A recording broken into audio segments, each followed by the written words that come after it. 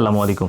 আমাদের দৈনন্দিন জীবনে সবচাইতে যে বিষয়টা আমরা ইউজ করি বা ব্যবহার করি তা হলো মোবাইল ফোন। এই মোবাইল ফোন আমরা এত বেশি সময় দেই, যার কারণে আমাদের যে ঘাড় আমরা এরকম কুজু করে যে ইউজ করি, তখন আমাদের এই ঘাড়ের মাংসপেশিতে ব্যথা হয়, স্পাজম হয়, শক্ত হয়ে যায়। অনেক সময় দেখা যায় এই ঘাড় ব্যথা আমাদের ঘুম থেকে ওঠার পরে যদি কোনো কারণে বালিশের তারতম্য হয়, অর্থাৎ কারো কারো উঁচু বালিশ নিচু বালিশের যে একটা বিঘ্নতা ঘটে বা ডিফারেন্ট হয়, সেই সময় দেখা যায় ঘুম থেকে ওঠার পর একেবারে এরকম নাড়াতে খুবই কষ্ট হয়। মানে এক পাশে হতে পারে, দুই পাশেও হতে পারে। এটা আমাদের দৈনন্দিন জীবনে একেবারে কমন একটা বিষয়।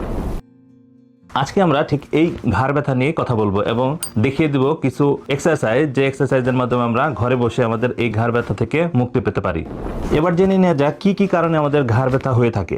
এর মধ্যে নাম্বার 1 হলো, আমরা বলেছি যে আমাদের যে মোবাইল ফোন ইউজ করা, ল্যাপটপ ডিভাইস ইউজ করার কারণে আমরা দীর্ঘ সময় এরকম ঝুঁকে কাজ করি।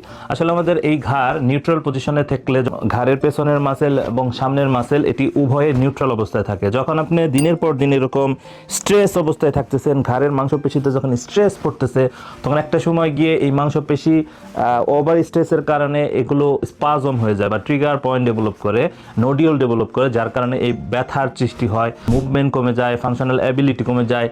এই বিষয়গুলা এই ডিভাইস বা মোবাইলের সাথে সম্পর্কিত। এছাড়া আরও যে কারণগুলো উল্লেখযোগ্য কারণ, তা হলো ঘাড় ব্যথা হওয়ার জন্য আমরা সাধারণত আমাদের যে বালিশ ব্যবহার করি, বিশেষ করে আমাদের বালিশ উঁচু থাকার কারণে, কিংবা যখন রাতের বেলা আমরা ডিভাইস চালাতে চালাতে যখন আমরা ঘুমাই, ভুল ভঙ্গিমায় বসা অবস্থায় ঘুমাতে পারি, আদর্শ অবস্থায় ঘুমাতে পারি, কিংবা বালিশের পজিশন ভালো থাকে না, আপনার মাংসপেশি খুবই স্ট্রেস অবস্থায় থাকে, যখন আপনি ঘুম ভাঙেন দেখেন আপনার তীব্র ব্যথা, মাংসপেশি একটা টেন্ডার অবস্থায় চলে যায়। এটি হলো দ্বিতীয় কারণ। এছাড়া স্ট্রেস কিংবা বেশি চিন্তার কারণেও ঘাড় ব্যথা হতে পারে, তবে কম্পারেটিভলি এগুলো কম। এছাড়া যদি ঠান্ডা কিংবা এসিতে খুব বেশি পরিমাণ সময় অতিবাহিত করেন, সেক্ষেত্রে আপনার ঘাড় ব্যথা হতে পারে।